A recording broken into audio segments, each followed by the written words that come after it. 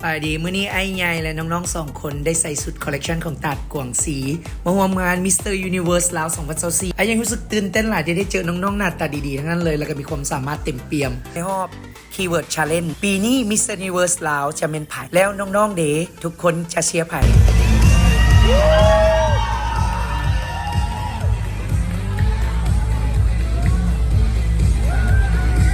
ลงมือเห็นใน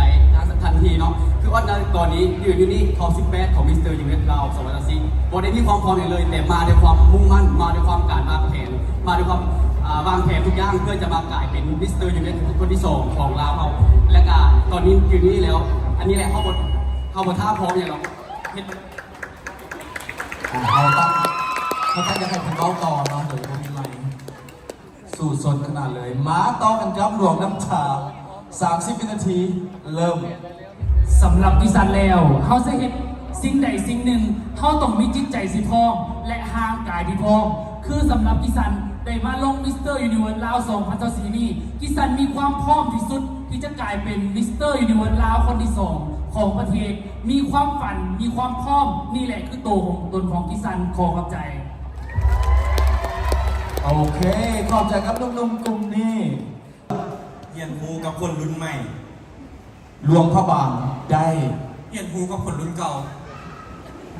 เจ็บขนาดเลยครับโอเคขมวดเข้าไปกันต่อเอาเป็นรุ่นใหม่มา30 วินาทีไปการเฮียนฮูกับคนรุ่นใหม่มันจะเฮ็ดให้เราได้ข้อมูลทางด้านเทคโนโลยีเนาะหลายขึ้นว่ายุคปัจจุบันมันเปลี่ยนไปแล้วเฮ็ดให้การเทคโนโลยีมันก้าวเข้ามาเราควรเรียนรู้สิ่งใหม่ๆว่ามันเฮ็ดให้เราสื่อสารกันได้เข้าใจอย่างว่องไวทันตามสถานการณ์เศรษฐกิจของปัจจุบันในการทันตามสถานการณ์ยุคปัจจุบันขอขอบใจโอเคหลวงพระบางเงียนหูกับคนรุ่นเก่ามา30 วินาทีเริ่มสำหรับน้องเป็นคนเด็กรุ่นใหม่ที่มีความอยากคนห้ากับคนรุ่นเก่าอยากเอาอันที่พระเจ้าสร้างมาแล้วก็คือมันดีอยู่แล้วอยากมาพัฒนาเพิ่มอยากมาพัฒนาเพิ่มเติมอยากให้มันที่สุดข้อพระเจ้าเลยข้อขอบใจแต่ว่ามีหวังแล้วน้องกับคนนี้น้องผู้ใดอายุเกินเริ่มโดยสำหรับว่ารอแบบธรรมชาตินี่น้องเอกคิดว่าเขารอในความเต็มใจของเขารอแบบพ่อแม่สร้างมาเลยเขาไม่ได้ปั้นแต่งเอียงมาให้มันรอเกินไปมันให้ในเขามั่นใจใส่ชีวิตทุกอย่างถึงว่าเขาสูงรอหรือว่าเขารอสักนิดก็ตามความฮักเขาไปเห็นสามารถเขาก็สามารถในความฮักรอขึ้นหรือว่างามขึ้นก็เก่าได้เลยขอบใจต่อกันครับจำปัสสัก30 วินาทีลองว่าผมดูเห็นจังไก่จึงสิรอสุดๆเริ่ม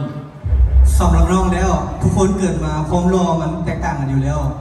ถ้าเขามีเงินแล้วเขามีเงินถือว่าหน้าตาเขาจีบรอโบงามแต่มีหมอมีศัลยกรรมแล้วเขามีเงินเขาต้องเอาเงินไปศัลยกรรมเขาอยากสวยอยากงามเขาอินแคร์แบบนี้เนี่ยเขามีเงินมีคำเขาต้องไปศัลยกรรมถึงว่าจะบรอออกมาสู่ในแบบก็ตามแต่เขาตารอแบบขอคำแทนรอแบบขอขอบใจนะขอขอบใจเลือกผู้หญิงที่ว่าเขาฮักได้จุดเพราะว่าเขาเป็นผู้ชายเขาสามารถชี้นำเขาจะได้เขาสามารถกำหนดได้ทิศทางของเจ้าและถ้าเขาเลือกผู้หญิงที่เขาฮักเขาก็จะสามารถใช้ชีวิตกับเราอย่างมีความสุขไปได้ไกลเราซัพพอร์ตเขาซัพพอร์ตเราทุกคนมีการพัฒนาอยู่แล้วดังนั้นเขาเลือกคนที่เขาฮัก2 คนหา2 คนสร้างตรงนั้นแหละคือเขาใจ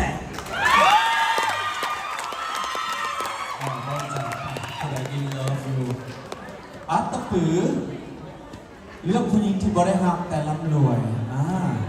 ไปเริ่มการที่เขาเลือกผู้หญิงที่เขาบริหารแต่ร่ำรวยหนึ่งมันก็คือทุกคนผู้ดีว่าเงินเป็นสิ่งที่สำคัญหลายต่อชีวิตของเขาในสภาพนี้สภาพเศรษฐกิจแบบนี้ปัจจุบันนี้ทุกคนผู้ดีว่าทุกอย่างต้องใช้เงินความหักก็เป็นว่าบริหารกันตั้งแต่ต้นชีวิตแต่เขาอยู่ไปแล้วเขาอาจจะหักกันมาเป็นได้ก็อย่าลืมว่าความหักกินบ่ได้แต่เงินซื้อได้ขอเข้าใจ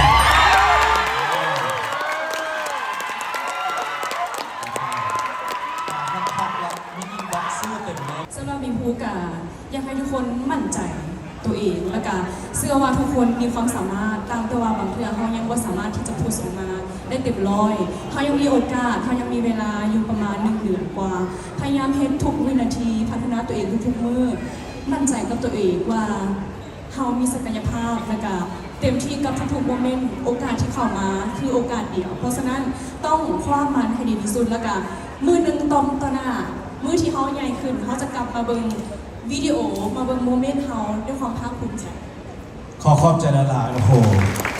มื้อนี้น้องๆทุกๆคนเฮ็ดให้คณะกรรมการนักใจหลาย เพราะว่าเฮ็ดได้ดีกันหมดเลย ท่านบัณฑิตราชวงศ์ โดยสบายดี